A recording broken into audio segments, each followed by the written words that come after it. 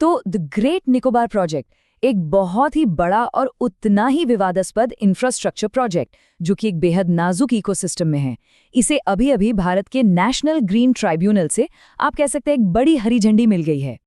अच्छा, चलिए इस प्रोजेक्ट को थोड़ा समझते हैं और शुरुआत करते हैं इसकी लागत से। ग्रेट निकोबार मेगा प्रोजेक्ट की अनुमानित लागत है 92,000 करोड़ रुपए। जी हाँ, ये बहुत बहुत बड़ी रकम है। सोचकर देखें, इस पैसे से भारत के कितने ही छोटे शहरों की पूरी तस्वीर बदली जा सकती है। तो आखिर इस प्रोजेक्ट में है क्या? इसमें 4 मुख्य चीजें हैं।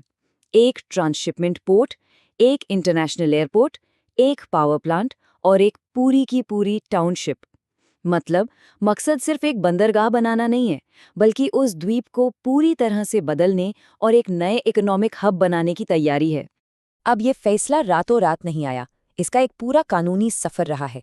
देखिए, 2022 में इसे पर्यावरण मंजूरी मिली, फिर 2023 में एनजीटी यानी नेशनल ग्रीन ट्रिब्यूनल ने एक हाई पावर्ड कमिटी बनाई मामले की जांच के लिए, और अब 2024 में जाकर एनजीटी ने अपनी फाइनल मंजूरी दे दी है। तो हाँ, ये सफर छोटा बिल्कुल नहीं था। सवाल ये उठता है कि इतने विवादों के बाद भी इस प्रोजेक्ट को आगे क्यों बढ़ाया जा रहा है? सरकार और इसके पक्ष में खड़े लोगों का तर्क क्या है? जवाब एक ही वाक्यांश में छिपा है: सामरिक महत्व। ये एनजीटी के आदेश का सीधा सीधा हिस्सा है। इससे एकदम साफ हो जाता है कि उनका फैसला इसी बात पर टिका है कि ये प्रोजेक्ट देश के लिए, उसकी सुरक्षा के लिए और उसकी आर्थिक तरक्की के लिए बहुत जरूरी है। और ये जरूरत बाकी चिंताओं पर भारी पड़ गई। और सरकार का पक्ष भी यही है। उनका कहना है कि ये प्रोजेक्ट रक्षा और राष्ट्रीय महत्व का है, और इसमें कुछ ऐसी जानकारी भी है जो गोपनीय है, जिसे सबके सामने नहीं रखा जा सकता। इस बात को ट्रिब्यूनल ने भी माना, और इससे ये पूरा मामला और भी पेचीदा हो गया। चलिए अब सिक्के का दूसरा पहलू देखते हैं। जो लोग इस प्रोजेक्ट का विरोध कर रहे हैं, उनकी चिंताएं क्या हैं? और वो चिंताएं काफी गंभीर हैं।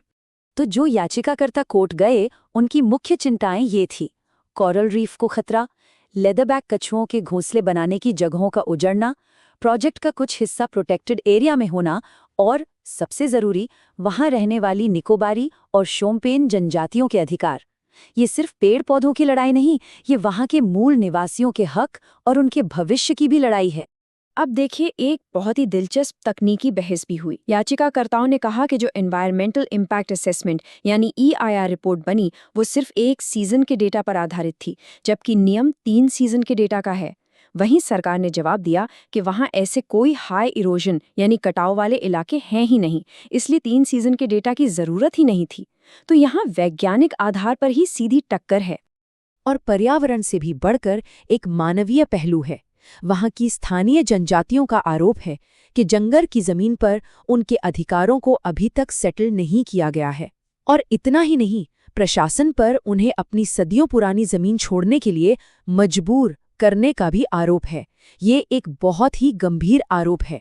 तो इन सब तर्कों और चिंताओं के बीच एनजीटी ने क्या फैसला सुनाया? उन्होंने सीधे सीधे हाँ या ना नहीं कहा।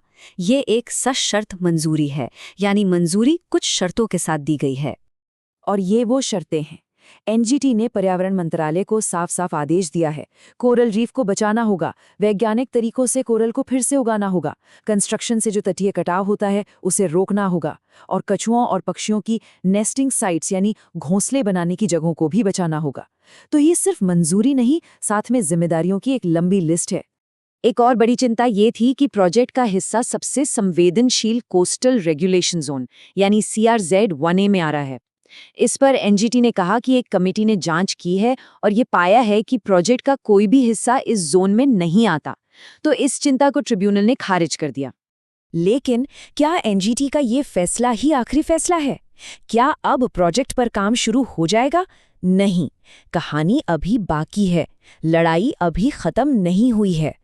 और वो इसलिए क्योंकि ये लड़ाई अब एक दूसरी अदालत में पहुंच गई है। देखिए, एनजीटी में जो मामला था वो था पर्यावरण मंजूरी का, वो अब निपट गया है। लेकिन प्रोजेक्ट को जो वन मंजूरी मिली है यानी जंगल काटने की इजाजत, उसे कलकत्ता हाईकोर्ट में चुनौती दी गई है। तो एनजीटी का दरवाजा बंद हुआ, लेकिन हाईकोर्ट का दरवाजा अभी भी खुला है। और इसी पर पूर्व पर्यावरण मंत्री जयराम रमेश का ये बयान आया है। कलकत्ता हाईकोर्ट में चल रहे मामले का जिक्र करते हुए उन्होंने कहा कि अब वही आशा की एकमात्र किरण है। इससे पता चलता है कि जो लोग इस प्रोजेक्ट का विरोध कर रहे हैं, उनकी सारी उम्मीदें अब कलकत्ता हाईकोर्ट पर टिकी हैं। तो अंत में ये पूरा मामला हमें एक बहुत ही बुनियादी सवाल पर लाकर खड़ा कर देता है। एक तरफ एक देश की बड़ी रणनीतिक जरूरतें हैं और दूसरी तरफ एक अनूठे द्वीप का नाजुक पारिस्थितिकी तंत्र। इन दोनों के बीच संतुलन कैसे बनाया जाए, इसका कोई आसान जवाब नहीं है। और ये वो सवाल है जो आने वाले कई सालों तक भारत के भविष्य की दिशा तय करेगा।